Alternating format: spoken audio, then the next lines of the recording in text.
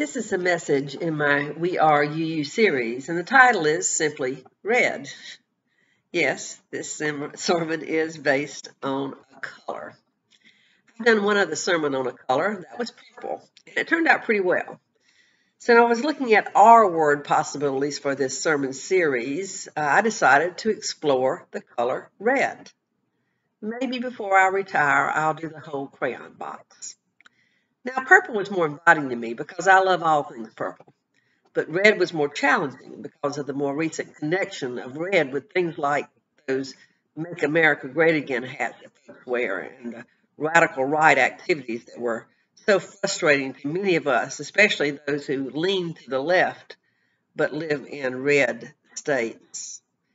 And where did that red state concept come from anyway? Wasn't red supposed to represent the radical left, not the radical right? How did that happen?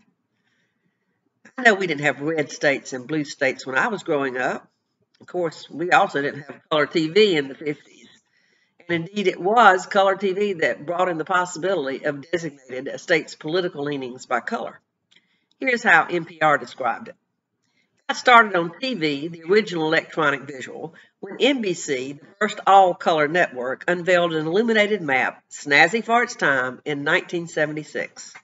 John Chancellor was the NBC election night anchor who explained how states were going to be blue if they voted for incumbent Republican Gerald Ford, red if they voted for Democratic challenger Jimmy Carter.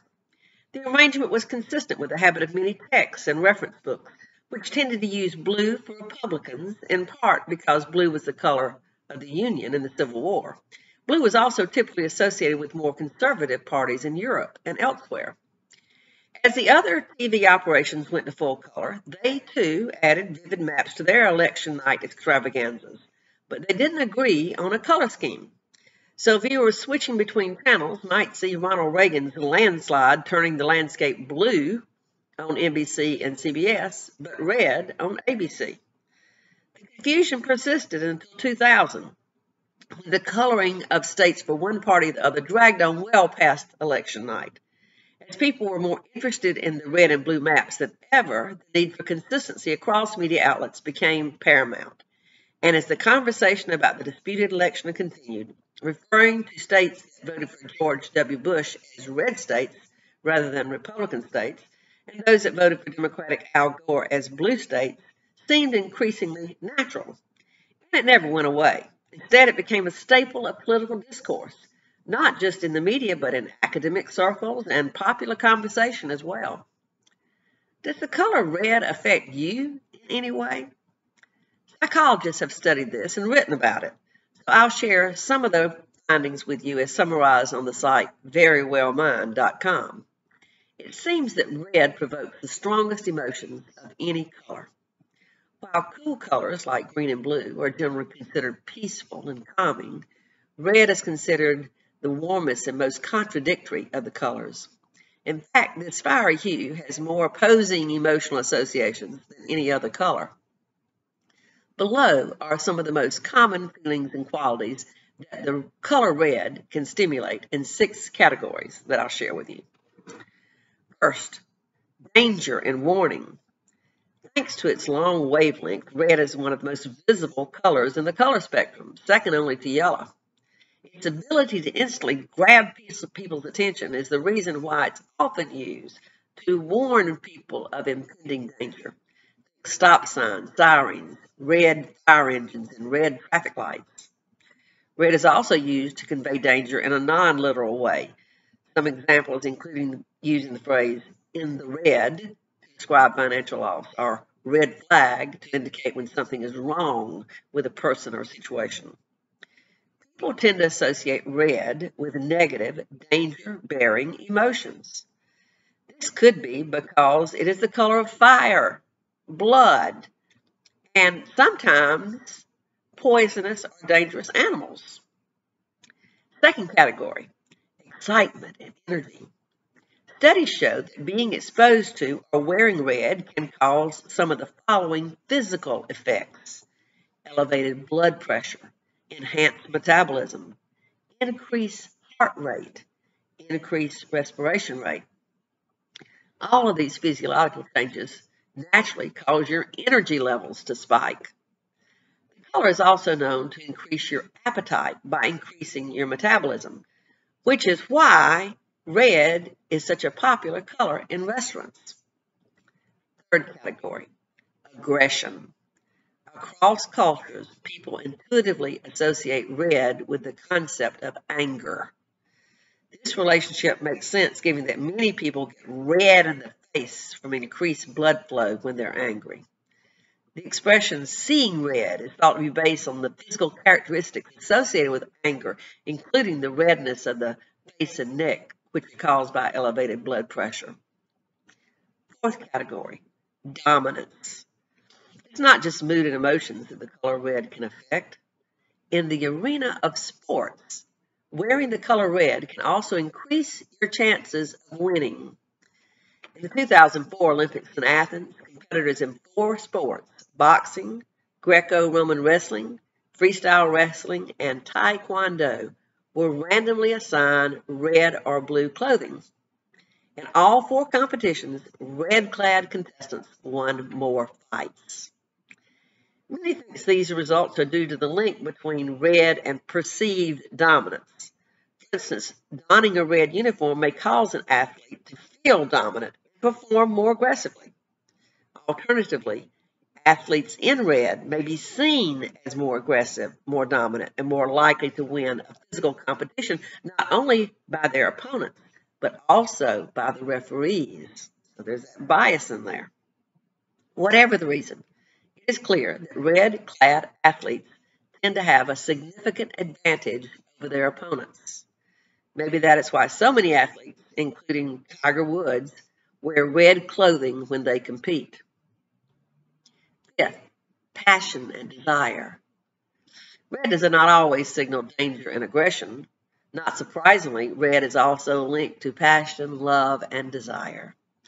These associations could explain why people wearing red are consistently rated as more attractive. In a landmark study published in 2008, researchers showed men an image of a woman and asked them to rate her attractiveness. So yes, this study is a bit sexist. Some men saw a woman wearing a red shirt, while others saw the same woman wearing a blue shirt. Results showed that men rated the woman in red as more sexually desirable than the same woman in blue. And 6, power. This is a relationship that can be found all over modern-day society. The power tie worn by businessmen across the globe is traditionally red. And don't forget the hallowed red carpet that is only rolled out for the most prestigious celebrities and dignitaries. The singer Taylor Swift is one celebrity that wears a lot of red, especially known for her bright red lipstick. She recently re-released an album called Red that she initially recorded in 2012. This singer was inspired to re-record her previous 6 albums after Scooter Braun purchased the masters, and she was frustrated by that in 2019.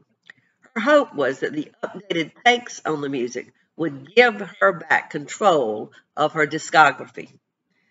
Quote, artists should own their own work for many reasons, she wrote via Instagram in March 2021. But the most screamingly obvious one is the artist is the only one who really knows that body of work. So, this newly released album is called Red, Taylor's Version, and it's selling like hotcakes.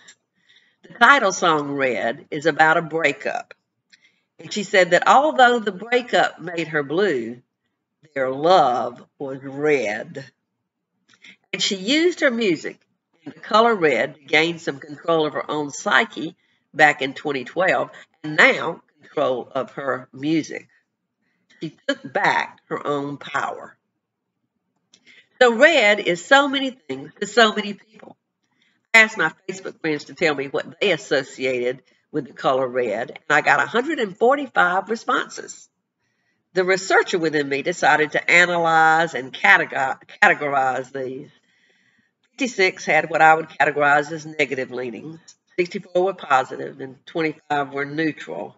Now, I had to make some judgment calls, like if they said blood, I thought that might be negative because we usually think of that as somebody that's hurt and blood, and but then if they said the blood of Jesus or the blood of Christ, and I noticed that it was somebody that I knew was a devout Christian, I thought, well, that's probably positive for them. But in any case, it's pretty evened out. And their responses and my own lived experiences gave inspiration for this poem, a little rhyming poem that I'm going to end this message with. It's entitled Reclaiming Red. Red is for Christmas, the berries on holly, the suit of old Santa, fat, good, and jolly. No, red stands for stop, you're in danger, blood and death, the color of anger. Red is the heart, red stands for love, the blood of Jesus sent by God from above. Red's for December, the month that I dread, the loss of two loves and my dear sweet son Fred. Red is for racists with blood on their hands, but red is also for Georgia football fans. Red are tomatoes, and red is for wines made from lovely red grapes from those beautiful vines. State Farm Insurance and Target and Coke and fists in the air for those who are woke. Red is for hats of ladies grown old who spit on sidewalks fearsome and bold. And red is for roses and red velvet cake and red stockings with goodies for goodness sake. Red is for passion, romance, and more. Red is for blushing for the one I adore. I'm reclaiming red from Trump and his crew and wearing it proudly with my white and blue. For red is America, the good and the bad, the anxious, the loving, the happy and sad. Reclaim it with me. Let it be said.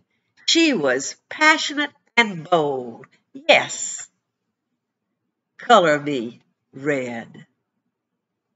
Thank you.